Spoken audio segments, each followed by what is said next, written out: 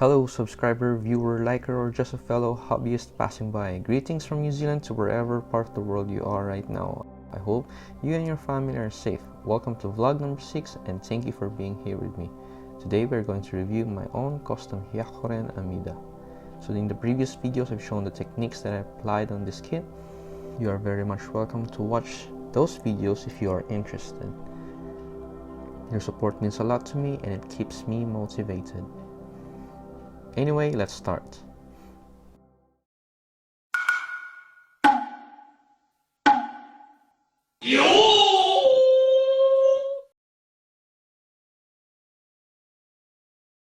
So this kit is composed of 3 major Gundam model kits, HG HYAKUREN, HG HYAKURI, and one of my favorites, HG Dandelion. As you can see here, I painted the base to give a bit of life to it. The organizer of the contest kept on telling me that he likes what I made here, but I should make a base for it. But I didn't have time to make a big one, so I thought this should do. What I tried to make here is a partial docking station. I like that the middle portion here is rough, like an asphalt pavement. Then the right side of it is deck 19, then on the left is deck 20. Since I built this in 2019, I thought that would be a clever way to mark. I've also added few chips here and there for effect. For me, a touch of weathering gives life to the kit. I added these simple panels to hide the connecting junctions.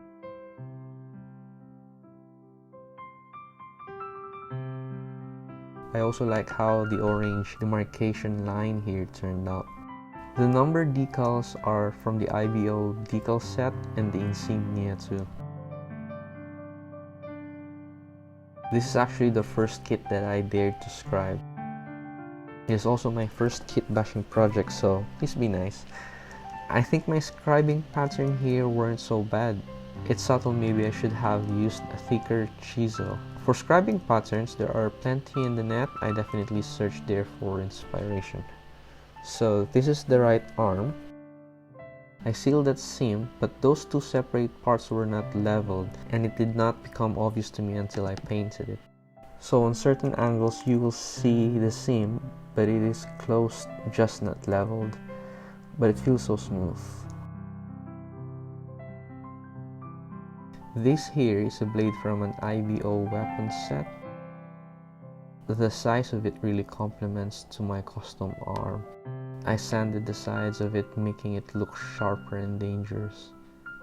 Small details that took a lot of work, hoping that the judges would notice it. Here's another part of the IBO weapon set. That set really had a lot of awesome weapons in it. I think Barbatos Rex used this weapon in the show. This had an Notorious seam line right at the middle of it, but I managed to seal this one nicely. Now it looks like a one-piece part and I'm proud of it.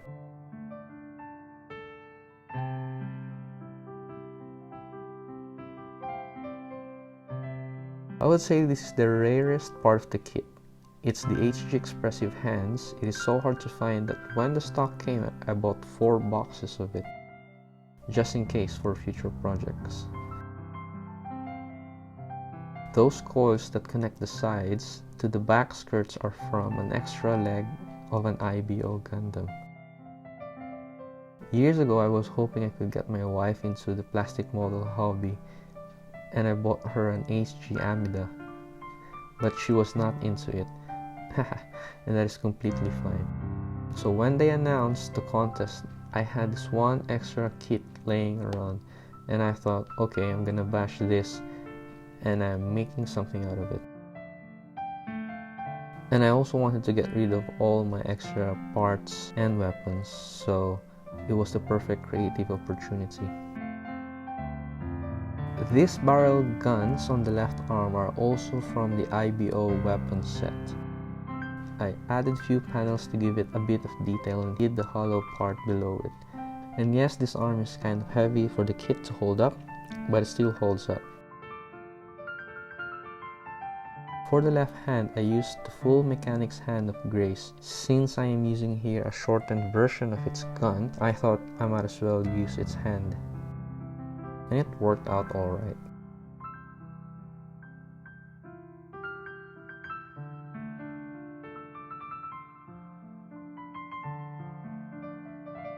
Now that handgun there is just amazing.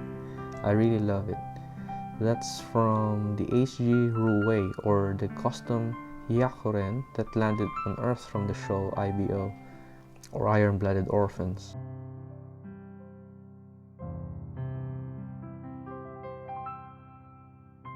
Moving on to the thrusters, those two big thrusters are also from an IBO kit. Those were taken from the knees of the full mechanics Vidar.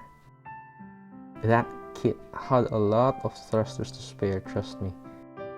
You can probably tell by now that I really enjoyed the Iron-Blooded Orphans. It's my second favorite Gundam series.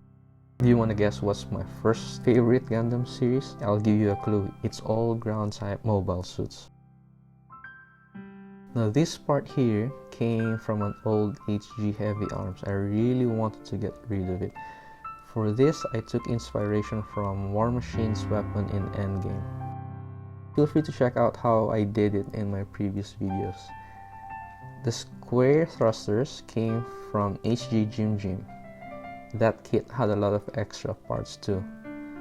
Here's a good look of it from underneath. I'm so pleased with my paint job on this kit. Hey, if other people can't love your work, you might as well love it. I added those round things for extra detail.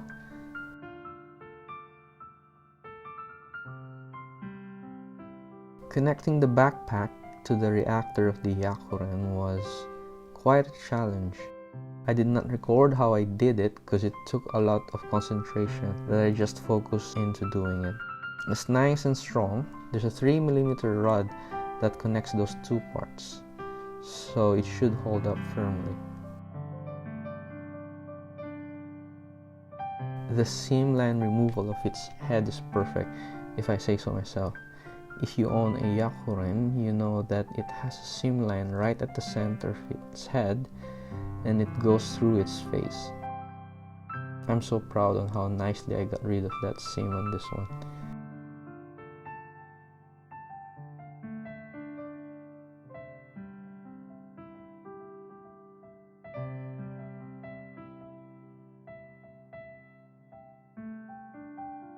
This protruding part here is an extra part from RX-782MG version 3.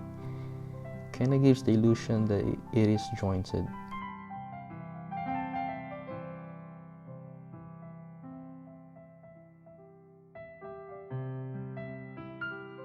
And since this kit has long hands, I thought it wouldn't be practical to have the sword at the back skirt. So I plastic welded the connection point on its left leg. I tend to overthink my builds, that's why it takes a long time to finish, but that's something I'm really trying to overcome. Even this part here on the calves took a long time, but it turned out alright, so that is all good. Another thing I really enjoyed making are these ninja toes. Its legs are from HG Yakuri, and that is designed for space. That is why the feet are small.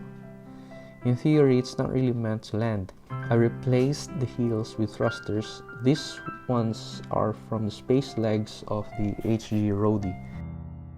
And these yellow here are not painted with Tamiya. They were painted with Vallejo Mecha acrylic. A little hard to control, but it was okay. I'm not a huge fan of seeing mold lines, so I cleaned those off. It's really clean and smooth, just the way I want it. I like vent holes, it makes it look functional, like this thing really emits hot air or something. Anyway, I didn't win it. I didn't win the contest, so my entry only got 4th place. I mean, that's not too bad, I guess. I mean, yeah. I wish I won though. Yeah, but that was it. I'm just happy that I managed to get into the contest, and I'm happy that I did my best. and I'm looking forward to improve and do more. Anyway, that's it. Thank you so much for watching these videos. I hope you enjoyed it as much as I enjoyed building it. Please don't forget to give this video a like or subscribe. I hope that I was able to share cool ideas or inspire you. And if you have cool ideas to share, please let me know and maybe I can work on it or try it on my next build. Once again, thank you for watching. I really appreciate it. Thank you. See you next week.